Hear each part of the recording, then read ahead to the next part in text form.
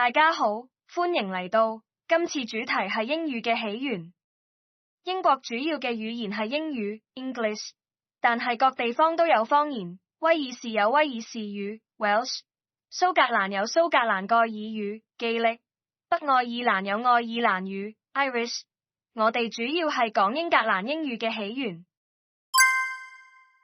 從起源同歷史嘅角度理解英語，有助於掌握呢門語言點解呈現出今日咁複雜而多層嘅面貌。英語並唔係一開始就係國際通用語，而係喺多次民族遷徙、征服同文化融合中逐漸形成嘅。大致經歷咗以下6個主要發展階段。英語屬於印歐語系 Indo-European， 呢個係一個史前語系，大約喺公元前4000年到2500年間使用。印歐語系後來分化出多個分支，英語所屬嘅係日耳曼語族，屬於西日耳曼語支，呢個係英語嘅直接祖先。公元43年，羅馬人入侵征服咗而家嘅英格蘭同威爾斯，好多人以為英文一開始就好高級，其實恰恰相反。英文嘅祖先係啲喺古羅馬人眼中嘅野蠻人用嘅語言。古羅馬人講係拉丁語 Latin， 英文本身唔係直接由拉丁語發展出嚟，佢屬於日耳曼語系，但大量英文詞彙嚟自拉丁語，尤其喺學術、科技、法律、醫學領域，例如 philosophy、science、medicine 都是由拉丁語發展出嚟。公元5世紀左右，羅馬人撤出英格蘭，留低嘅係一片幾乎處於無政府狀態嘅土地。失咗保護嘅不列顛，好快就變成咗語言試驗場。嚟自歐洲大陸嘅日耳曼族群，主要係今日荷蘭同德國北部嘅盎格魯人 Angles、薩克遜人 Saxons， 陸續渡海嚟到。呢啲族群逐漸融合，統稱為盎格魯、薩克遜人 Anglo-Saxons。佢哋用嘅語言屬於西日耳曼語支，正正係英文嘅直接祖先。隨住時間推移，呢啲方言慢慢融合，形成咗古英語。如果你今日睇到古英語，幾乎唔會將佢同英文聯想喺一齊。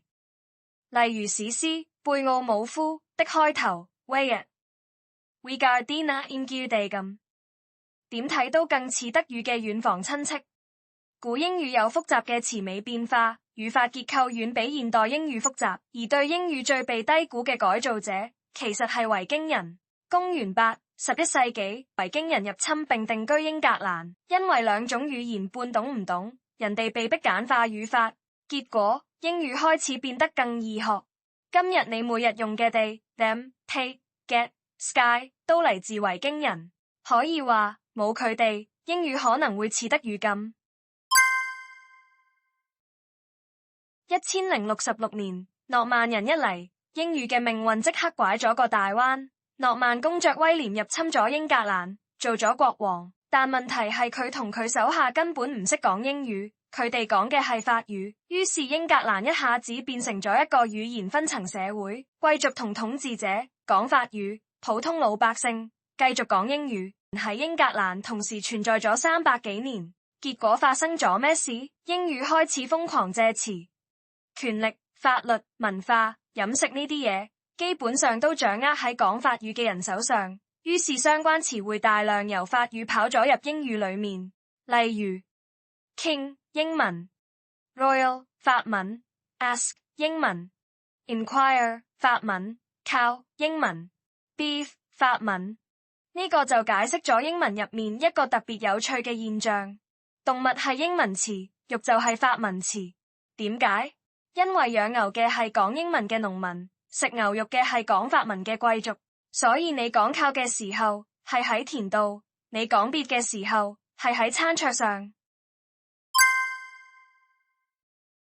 到咗15世紀，文藝復興，英國人開始崇拜古希臘同古羅馬文化，學者覺得英文詞彙唔夠用，大量從拉丁文同希臘文引入新詞，表達哲學、科學同藝術概念，呢個令英文喺表達抽象思想時變得非常強大。但同時亦令詞彙系統變得好複雜。日常生活多用本土詞，學術討論就大量依賴拉丁同希臘詞。莎士比亞用嘅就係呢個時期嘅英文，但拼寫好亂。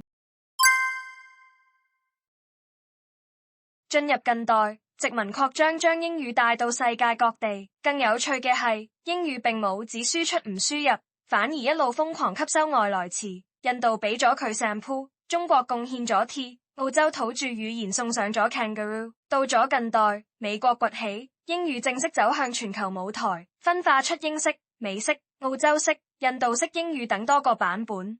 依家嘅英語早已唔屬於某一個國家，而係一門真正嘅全球語言。Thank you for watching.